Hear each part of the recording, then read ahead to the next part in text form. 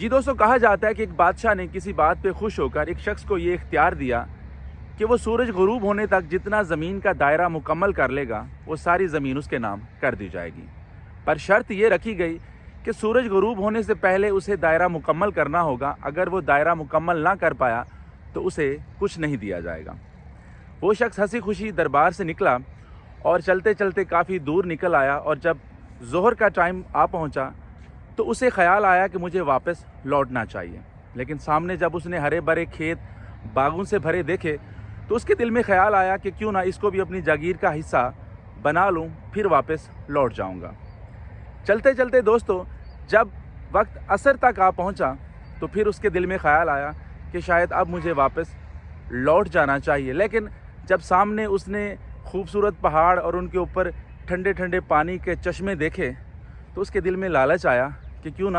اس کو بھی اپنی جاگیر کا حصہ بنا لوں، پھر واپس لوٹ جاؤں گا۔ جی دوستو، جب اس نے واپسی کا ارادہ کیا تو عصر کا ٹائم گزر رہا تھا، اور وہ واپس اپنے دائرہ مکمل کرنے کے لیے جب واپسی کے لیے دوڑ لگائی، اب اس کو ایسے لگ رہا تھا کہ جیسے جیسے وہ بھاگ رہا ہے سورج بھی اس کے ساتھ اسی سپیڈ سے بھاگ رہا ہے، لیکن وہ رکا نہیں۔ وہ بھاگتے بھاگتے اتنا دوڑا کہ اس کے پاؤں تلے پسینہ نکل آیا اور اس کا سانس اکھڑ گیا، لیکن وہ اسی سپیڈ کے ساتھ بھاگتا رہا، اور وہ دیکھ رہا تھا کہ سورج بھی اس کے ساتھ اسی آب و تاب کے ساتھ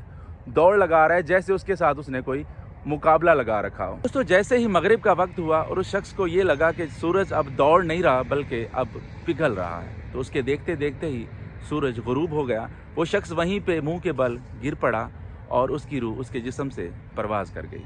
جی دوستو، یہ وہ جگہ تھی جہاں پہ اس کا سر اس مقام کو چھو رہا تھا جہاں سے وہ نکلا تھا، اور یوں اس کے پاؤں نے وہ دائرہ مکمل کیا جس کو وہ مکمل کرنے